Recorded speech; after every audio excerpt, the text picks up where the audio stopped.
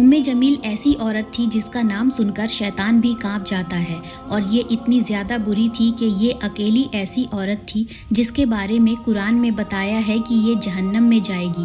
یہ اتنی زیادہ بری تھی کہ اسے ایک لقب دیا گیا، جہنم کی ماں۔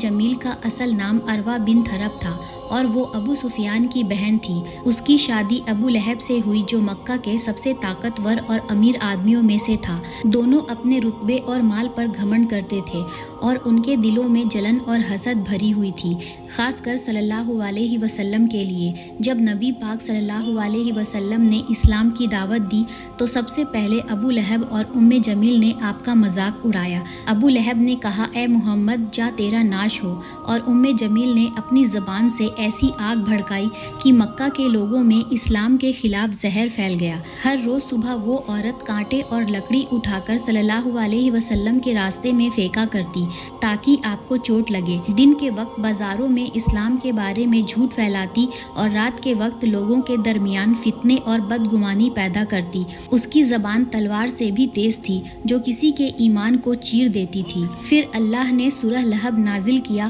اور اس میں اس کی بری انجام کا فیصلہ سنا دیا۔ اس پر اسے غصہ آ گیا اور غصے میں اس نے پتھر اٹھا کر رسول اللہ صلی اللہ علیہ وسلم کو مارنے کی نیت سے مسجد حرم پہنچی تو وہاں نبی پاک حضرت ابو بکر کے ساتھ بیٹھے ہوئے تھے، لیکن اللہ نے جمیل کی آنکھوں پر پردہ ڈال دیا۔ وہ آپ کے سامنے سے گزری لیکن آپ کو دیکھ نہ سکی۔ حضرت ابو بکر نے حیران ہو کر کہا، یا رسول اللہ، یہ آپ کے سامنے سے گزری لیکن آپ کو دیکھا ہی نہیں۔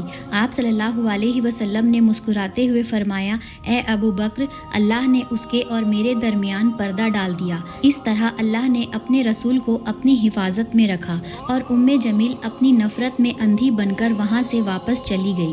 آخر کار جب ابو لہب نے بدر کے بعد اسلامی فتح کی خبر سنی تو اسی غم اور غصے میں مر گیا۔ تھوڑے عرصے کے بعد جمیل بھی اپنی بری موت مر گئی۔ کہا جاتا ہے کہ اس کا چہرہ آگ سے جل گیا تھا اور اس کے گلے میں رسی تھی، بالکل ویسی ہی جیسے سورہ لہب میں اللہ نے بیان کی تھی۔ جس نے بھی اللہ کی نافرمانی کی اور اسلام کو بھلا برا کہا، اس کا انجام ہمیشہ ایسا ہی ہوا۔